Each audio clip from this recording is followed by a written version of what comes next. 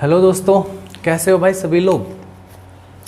तो 14th question तक हमारे हो चुके थे भाई एक्सरसाइज 8B के RS अग्रवाल बुक से हम कर रहे हैं सॉल्यूशन और आज हम आगे करेंगे 15th क्वेश्चन से।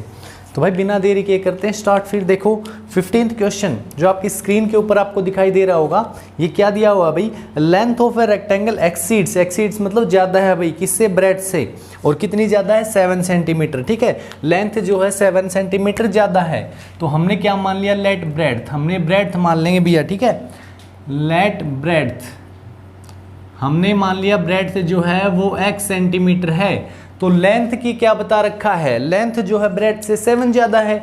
लेंथ के लिए क्या बोला है कंडीशन आपको कि लेंथ जो है 7 सेंटीमीटर ज़्यादा है इससे। तो ये क्या हो गया, x + 7 सेंटीमीटर हो गया भाई। अब कह रहा है लेंथ इज डिक्रीज बाई 4। ठीक है, जो लेंथ है, ध्यान से सुनो, जो नई लेंथ है, न्यू लेंथ, क्या लिखेंगे यहाँ पे हम लोग, न्यू लेंथ। इसमें क्या कह रहा है, x + 7 तो है ही हमारी पुराने वाली, और क्या कह रहा है इसमें से डिक्रीज कर दो 4, डिक्रीज कर दो भैया 4, क्या दिक्कत है, कर दिया हमने। और कह रहा है breadth is increase by 3, breadth जो उसको 3 बढ़ा दो। तो न्यू ब्रेड्थ क्या हो जाएगी भी हमारी, न्यू ब्रेड्थ, इसको हम बढ़ा देते हैं। देखो ब्रेड्थ क्या थी एक्चुअल में, ओरिजिनल x थी ना, उसको 3 सेंटीमीटर आप लोग बढ़ा देंगे भाई, तो प्लस में क्या आ जाएगा, 3 आ जाएगा। तो ये देखो यहाँ पर ध्यान से देखना, ये x + 7 - 4, 7 में से 4 गया तो 3, तो यानी कि प्लस का 3, x + 3 लेंथ हो गई, x + 3 ब्रेड्थ हो गई भाई। ठीक है, तो क्या कह रहा है कि इनके जो एरिया है, ठीक है, इसका जो एरिया होगा वो ओरिजिनल जो हमारा था उसी के एरिया के इक्वल हो जाएगा। ठीक है ना, यानी कि यहाँ से एरिया निकाल लो, यहाँ से निकाल लो, दोनों का एरिया जो है क्या होना चाहिए, इक्वल, दोनों का एरिया इक्वल होना चाहिए। तो यहाँ पर भैया याद रखना आपको एरिया निकाल लेना है। क्या निकाल लेना है यहाँ पे, पहले एरिया। और सब जानते हैं कि रेक्टेंगल का एरिया क्या होता है, लेंथ × ब्रेड्थ। तो लेंथ क्या है, x + 7, और x + 7 को हमें कितने से मल्टीप्लाई कर लेना है, x से। कितने से करोगे, x से।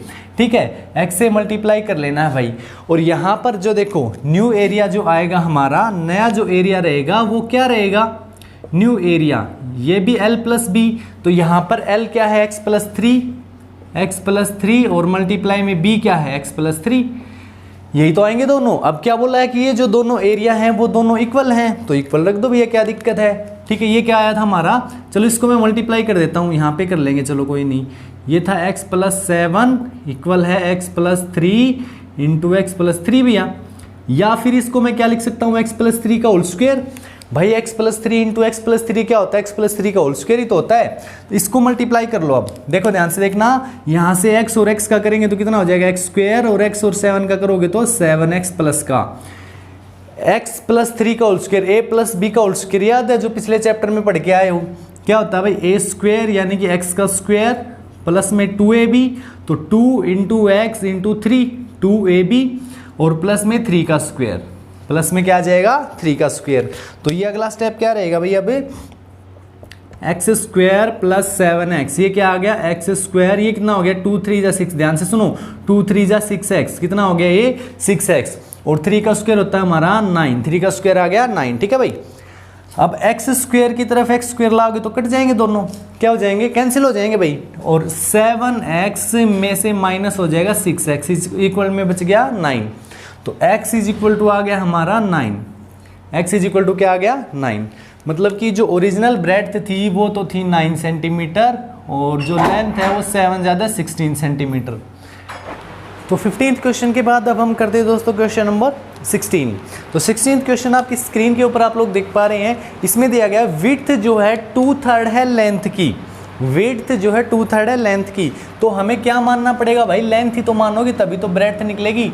सो हमने क्या मान लिया, लेट लेंथ, लेंथ हम लोग मान लेते हैं भैया x। ठीक है, तो ब्रेड्थ क्या है इसकी, ब्रेड्थ बोल दिया इसकी 2/3 है, क्या है इसकी 2/3 है, यानी कि 2/3 है, 2/3 और x की है तो x लगा दो इसके साथ, यानी x से मल्टीप्लाई कर दो भाई। तो ये तो है लेंथ और ये क्या है, ब्रेड्थ।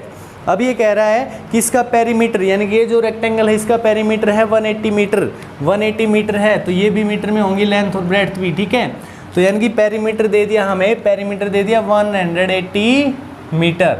तो पेरीमीटर का फॉर्मूला आप सभी जानते हो, क्या होता है पेरीमीटर का फॉर्मूला, पेरीमीटर का होता है भाई 2 × l + b, 2 × में l + b फॉर्मूला होता है रेक्टेंगल का पेरीमीटर निकालने का।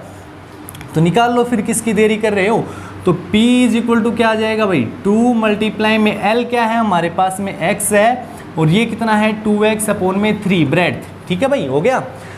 अब यहाँ से एलसीएम लेना पड़ेगा भैया, कितना ले लोगे एलसीएम? एलसीएम आ जाएगा हमारा 3, इन दोनों का एलसीएम कितना आया 3, तो इसको करोगे तो 3x और प्लस में ये रह जाएगा 2x, समझ गए ना। 3 एलसीएम ले लो, 3 से x को करोगे 3x और ऊपर 2x, यानी कि 5x अपॉन में 3, कितना आ गया ये 5x अपॉन में 3, समझना ध्यान से।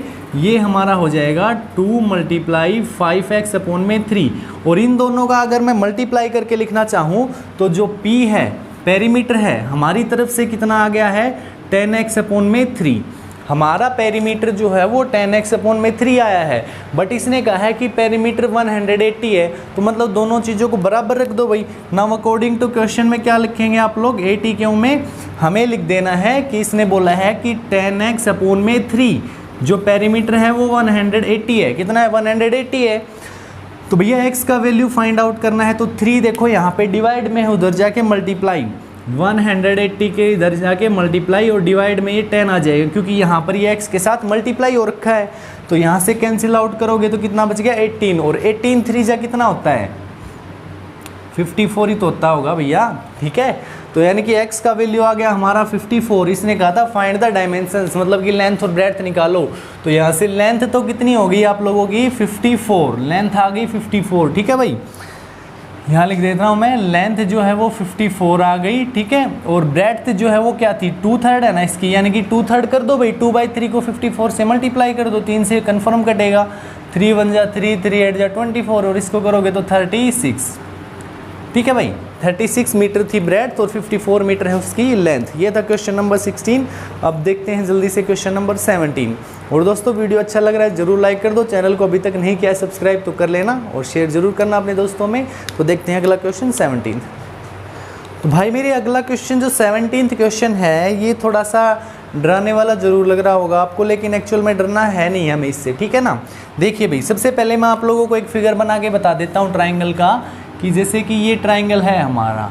ठीक है भाई, ये जो ट्राइंगल है इसमें जो ये हाइट होती है परपेंडिकुलर हाइट, यानी कि इस वर्टेक्स से ऊपर वाले वर्टेक्स से अगर मैं यहाँ पर एक परपेंडिकुलर ड्रॉ कर देता हूँ, बिल्कुल सीधी लाइन आनी चाहिए। ठीक है, 90 डिग्री पे, तो इसी को हम लोग एल्टीट्यूड बोलते हैं। क्या बोलते हैं इसको? एल्टीट्यूड होता है भाई ये। ठीक है ना, समझ गए होगे बात को। और ये जो है ये होता है बेस। क्या होता है? बेस। समझ गए? ये क्या है? एल्टीट्यूड, ये बेस। एल्टीट्यूड आप 3 ड्रॉ कर सकते हो, कि इधर से भी, यहाँ से भी कर सकते हो, यहाँ से भी। तो फिर यहाँ से करेंगे तो ये बेस, इधर से करोगे तो वो वाला बेस हो जाएगा। अभी मैंने ऊपर से किया है तो बेस ये वाला ले रहा हूँ मैं। ठीक है, अब इसने कहा है कि जो एल्टीट्यूड है वो 5/3 the length of its base. तो बेस यानी कि ये जो बेस है इसको मैंने मान लिया भैया ये है एक्स का। कितने का है ये? एक्स यूनिट है। ठीक है, अब सेंटीमीटर है भैया ना, सेंटीमीटर है तो सेंटीमीटर लिखो इनको भी, ये है एक्स सेंटीमीटर। समझ गए ना? तो बेस जो है हमने मान लिया, लेट बेस हमारा कितना है? X centimetre. ये भैया हमने मान लिया एक्स सेंटीमीटर। अब जो एल्टीट्यूड है हमारा ये कितना हो जाएगा? ये 5/3 बोला है, 5/3। 5/3 क्या होता है? 5/3। तो यही बोला है ना 5/3। हाँ, 5/3 of the length of base. तो बेस क्या है? एक्स है। बेस क्या है? एक्स भाई। एक्स का 5/3 क्या होगा? 5x अपॉन में 3। अब जो एरिया वही तो बराबर कर रहा होगा। हाँ, जो लेंथ, जो बेस और एल्टीट्यूड है ना, इनको बढ़ा के इनका एरिया बराबर करना है। तो पहले हम यहाँ पे एरिया निकाल लेते पिछले क्वेश्चन की तरह ही। तो ट्राइंगल का एरिया क्या होता है? एरिया ऑफ ट्राइंगल होता है भैया 1/2 बेस इंटू जो एल्टीट्यूड कह लो या परपेंडिकुलर हाइट कह लो, इसको एल्टीट्यूड कह लो चाहे परपेंडिकुलर हाइट कह लो इसको। समझ गए इस बात को? तो 1/2 क्या आ गया हमारा? 1/2 तो कॉन्स्टेंट है, क्या आएगा? x जो है वो बेस है भाई, और हाइट है वो क्या है? 5x अपॉन में 3 है। हाइट क्या है? 5x अपॉन में 3। तो यहाँ से जो एरिया आना है ट्राइंगल का, एरिया जो आना है क्या? आ गया भाई अब तो। ठीक है, तो 5 को x से करोगे तो 5x² और 2 3 जा क्या होता है? 6। ये एरिया हमारा आ गया। समझ गए? यहाँ पे थोड़ी बहुत संतुष्टि हुई तुम लोगों को ये एरिया देख करके। अब क्या कह रहा है? जो नया बेस है, न्यू बेस। ठीक है, अब जो न्यू बेस है हमारा वो क्या होएगा वो देख लो ध्यान से। नया बेस जो इसने बोला है वो बोला है कि बेस को कर दो भैया 2 सेंटीमीटर डिक्रीज और एल्टीट्यूड को बढ़ा दो 4। तो नया एल्टीट्यूड भी चाहिए अपने को, न्यू एल्टीट्यूड मैंने लिखा है, ठीक है, एल्टीट्यूड लिख लो चाहे वो ही हाइट लिख लो। तो एल्टीट्यूड पहले क्या था हमारा 5x/3, इसको 4 यूनिट बढ़ा देना है, इसको 4 यूनिट बढ़ा दो और बेस को कम कर दो 2 यूनिट। तो बेस हम मान के चले थे x, तो उसको 2 घटा दो, माइनस कर दो, सेंटीमीटर आ गए। यहाँ पर देखो इसको सीधा सा मैं बता रहा हूँ 5x, ये कितना हो जाएगा 4 3 जा 12, 3 एलसीएम लोगे तो ये 5x + 12/3 मैं लिखूंगा इसको, ठीक है। कभी सोचो कि 12 कहाँ से आ गया। तो जो एरिया है वो क्या आएगा भाई, जो नया एरिया है, न्यू एरिया, यह आएगा अपना 1/2 बेस इंटू में हाइट। तो 1/2 लिखा है भाई यहाँ पर कांस्टेंट, ठीक है। 1/2 का 1/2 लिख दो। बेस है अब क्या है, x - 2 है, x - 2 है। बड़ा इक्वेशन जो है ना थोड़ा सा बड़ा ही होता जा रहा है भाई ये तो। अब जो बेस इंटू हाइट यानी एल्टीट्यूड, ये क्या होएगा 5x/3, 5x/3 नहीं 5x + 12/3 लिख लो। अभी ये मैंने बताया था कि मैं क्यों लिखूंगा इस चीज़ को, ठीक है ना। 5x/3 + 4, यहाँ पे मैंने एलसीएम ले लिया है, ठीक है भाई। तो ये जो नया एरिया है, न्यू एरिया, ये क्या हो गया हमारा न्यू एरिया, यहाँ पे लिख लो 1/2, और ये 3 भी नीचे है तो 1/6 कर दो इनका मल्टीप्लाई, कितना हो जाएगा 1/6। अब देखो भाई, अब मैं कर रहा हूँ पहले x का 5x से, ठीक है। तो कितना हो जाएगा, ये मल्टीप्लिकेशन आपको आने चाहिए भाई। तो ये आ जाएगा 5x², फिर x का करेंगे हम लोग 12 से, तो प्लस का आ गया 12x। अब -2 का करना है 5x से, क्या बताया है कि -2 का किससे करना है 5x से, तो -10x आ गया। और -2 का फिर किससे करना है 12 से, तो -24 आ गया, ठीक है, -24 आ गया भाई। अब देखिए, अब हमारे पास में जगह है कम, तो ट्राइंगल को मैं कर रहा हूँ इरेज। देखो भाई अब क्या आ गया, ये नया वाला एरिया क्या है, देखो ध्यान से, ये हो जाएगा हमारे पास में 1/6 इंटू क्या हो जाएगा 5x², कितना है 5x², 12x - 10x कितना होता है 2x, प्लस का 2x, और माइनस का 24 है भाई कांस्टेंट, इसको भी लिख लो, क्यों छोड़ रहे हो बेचारे को। अब ये जो एरिया है वो इसके बराबर है या नहीं है, मेरे को ये बता दो, ये जो एरिया है और ये दोनों बराबर है या नहीं, इक्वल है या नहीं है। तो इसी एरिया को थोड़ा सा बड़ा लिख लेता हूँ यार मैं, ठीक है, थोड़ा सा बड़ा हम इसको लिख लेते हैं। 1/6 इंटू क्या आया था भाई, वो 5x² प्लस में क्या था 2x और -24। इसको हम लोग किसके इक्वल रखते हैं, इसको हमने रखा 5x² के बराबर। ये समझ गए ना, यहाँ तक थोड़ा सा लेंथी क्वेश्चन हो रहा है बच्चे, तो भैया मैं इसको भी रेज कर दे रहा हूँ। देखो देखना ध्यान से आगे इसको। तो ये जो 6 है, इस 6 से कैंसिल हो गया कि नहीं हो गया। देखो जब भी यहाँ पर इधर कोई डिनोमिनेटर, यहाँ का जो डिनोमिनेटर दोनों सेम है तो कैंसिल कर दो, क्योंकि यहाँ पे ये डिवाइड में उधर जाके मल्टीप्लाई होएगा तो ऊपर जाएगा 6 से 6 कैंसिल हो गया। समझ रहे हो मेरी बात को। अब ध्यान से सुनो, अब ये आ गया हमारा 5x² प्लस का 2x और -24। देखो हमारे पास में स्क्वायर का एक्चुअल में कोई काम है नहीं, ठीक है, कोई काम है नहीं, तो ये कटना है, बिल्कुल कैंसिल होना है। तो यहाँ से इन दोनों को काट दो भाई, ये 5x उधर जाके माइनस हो जाएगा, कैंसिल 0, ठीक है, बिल्कुल 0 अंडा बना दो इसको। अब देखो ध्यान से, अगले स्टेप में क्या करना है 2x इज इक्वल टू 24 उधर चला गया। यहाँ से फिर क्या होगा, यहाँ से होएगा ये भैया कि x बराबर क्या आएगा 24/2, ये आ गया 12, कितना आ गया 12, समझ रहे हो, x का वैल्यू आ गया 12, जिसको ढूंढते फिर रहे थे वो यहाँ जाके मिला है, तो ये 12 आ गया x, ठीक है ना, x आ गया 12। तो जो बेस है हमारा कितना था भाई, जो ओरिजिनल बेस हमने x ही तो माना था, बेस क्या माना था हमने, x माना था, जो कि आ गया 12। और जो एल्टीट्यूड है, एल्टीट्यूड वो क्या आएगी रे स्पेलिंग, एल्टीट्यूड, तो भैया वो माना था हमने 5x/3, यानी कि 12 का 5/3 निकाल लो, ये आ गया 20 भैया, ये सेंटीमीटर, ये सेंटीमीटर, ठीक है। तो 12 सेंटीमीटर और 20 सेंटीमीटर आपका आंसर जो है वो हो जाएगा। तो ये था हमारा क्वेश्चन नंबर 17। काफ़ी बड़ा सा क्वेश्चन था और काफ़ी टाइम लिया इसने, तो अब जल्दी से हम लोग अगला क्वेश्चन भी कर लेते हैं। देखिए भाई, तो क्वेश्चन थोड़ा सा बड़ा था दोस्तों, पिछला 17th क्वेश्चन नहीं समझ में आया, एक बार रिपीट करके ज़रूर देख लेंगे उसको, और फिर भी नहीं आता है तो मेरे को ज़रूर कमेंट करके बताना कि समझ में आया कि नहीं आया, आया है तो भी बताइएगा भैया। तो अब देखो 18th क्वेश्चन, यहाँ पे रेशियो दे रखा है, और जहाँ रेशियो हो ना दोस्तों, मेरी बात याद रखना, बड़ा ही आसान सा क्वेश्चन होता है, ठीक है। तो 18th क्वेश्चन है 2 angles of a triangle are in ratio 4:5। 2 ratio दे रखे हैं, सीधा सा मैं बता रहा हूँ 4:5, ठीक है। और तीसरा जो एंगल है, थर्ड एंगल, इन दोनों के सम के बराबर होगा, इन दोनों के सम के इक्वल होगा। 2-3 तरीके हैं भैया इस क्वेश्चन को निकालने के, कैसे भी निकाल लो, आप लोगों की मर्जी है भाई। तो मैं जैसे कि सीधा सिंपल बता देता हूँ तुम्हारे लिए। देखो फर्स्ट जो एंगल है, लेट फर्स्ट एंगल हम मान लेंगे यहाँ पर 4x, क्या मान लिया भैया 4x। और जो सेकंड एंगल है वो हम लोग मान के चलेंगे क्या 5x, ठीक है ना। क्योंकि जो रेशियो है ये किसी एक नंबर से तो मल्टीप्लाई होंगे, सेम नंबर से तो मल्टीप्लाई करके कैंसिल करते हो डिवाइड करके, और यहाँ पे मल्टीप्लाई कर दो, क्या दिक्कत हो गई। जो थर्ड एंगल है उसके लिए क्या कंडीशन दी है, थर्ड जो एंगल है इन दोनों के सम के बराबर है ना, तो 4x + 5x, क्या लिखोगे 4x + 5x, ये क्या हो जाता है 9x, ठीक है भाई। तो तीनों एंगल आ गए कि नहीं आ गए। अब हमें पता है कि तीनों एंगल का सम 180 होगा, तो हम क्या लिखेंगे यहाँ पे, हमें क्या लिखना है, लिखना क्या है, ये लिख दो 4x + 5x प्लस में 9x = कितना आ गया 180 भाई। ये सभी को पता है ट्राइंगल के तीनों एंगल का सम 180 होता है। तो ये देखो इनको जोड़ोगे, इनको ऐड करोगे तो 18x कितना आएगा 18x, और ये है हमारा 180 डिग्री। अब 18 को उधर ले जाओ, डिवाइड हो जाएगा, ठीक है। तो x = क्या आ गया 180/18, जो कि होता है 10। मतलब कि सबको 10 से कर दो, तीनों एंगल आ गए 40, 50 और 90। ये छोटा सा क्वेश्चन था।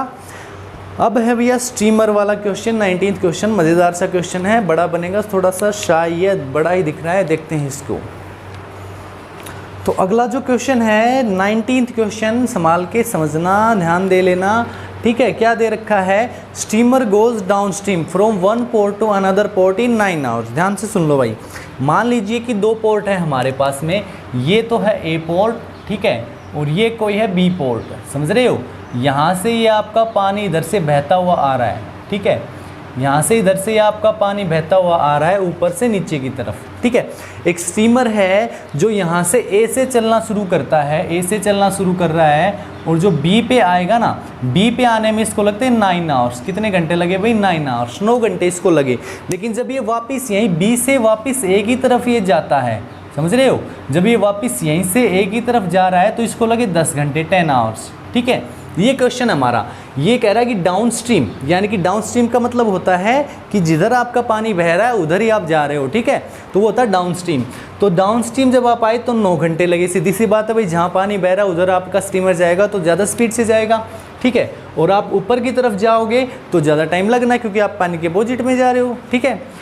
तो अब कह ये रहा है कि क्या कह रहा है, कहाँ गया क्वेश्चन, कौन सा है 19th, अच्छा, ये कह रहा है कि स्टीम, जो स्टीम है ना, यानी कि जो पानी बह रहा है, इसकी स्पीड क्या है, speed of steam, speed of steam, ये 1 km/h है। क्या है 1 km/h। तो कह रहा है कि आप लोगों को क्या निकालना है अब, डिस्टेंस और स्पीड ऑफ द स्टीमर, यानी कि जो भी स्टीमर रहा है आपका, जो नीचे आया और ऊपर गया, उसकी क्या निकालना है, स्पीड निकालना है। दूसरा क्या है, इनका डिस्टेंस निकालना है। तो अब एक बात है ना, अपनी बुद्धि को ज़रा यूज़ करो यहाँ पर थोड़ा सा, कि आप यहाँ से इधर आए और ऊपर गए तो टाइम तो अलग अलग लगा है, टाइम अलग अलग लगा है, स्पीड भी अलग रही होगी, तभी टाइम में चेंज आएगा। जो सेम है यहाँ पर, जो चीज़ बदली नहीं है वो यहाँ पर है डिस्टेंस। भाई यहाँ से आप यहाँ आए और इधर से वहाँ गए हो तो डिस्टेंस चेंज नहीं हुआ है, तो हमें डिस्टेंस ले लेना है, उन दोनों को बराबर कर देना है दोनों तरफ का, ठीक है भाई। तो मैं क्या ले लेता हूँ, लेट, मेरे को मानना पड़ेगा ना स्टीमर की स्पीड, तो let speed of steamer, steamer जिसको तुम चला रहे हो, स्टीमर की स्पीड मैंने मान लिया x km/h है, ठीक है। तो जब वो डाउन स्ट्रीम आएगा भाई, तो जो पानी की, जो स्ट्रीम की धारा की जो आपकी चाल है वो उसमें जुड़ जाएगी, ठीक है। तो अब क्या लिखना है, स्पीड ऑफ, देखो ये लिखना आपको, speed of steamer, speed of steamer down, क्या था वो, डाउन स्ट्रीम, ये क्या हो जाएगी भाई, ये हो जाएगी हमारी x+1, नीचे की तरफ आएंगे तो x+1 रहेगी km/h, ठीक है, x km/h। और अगर आप अपस्ट्रीम जाओगे ऊपर की तरफ, तो इसकी क्या रहेगी भाई, चाल जो है, स्पीड जो है x-1 km/h। यहाँ तक समझ में आ गया होगा मेरे ख्याल से, ठीक है।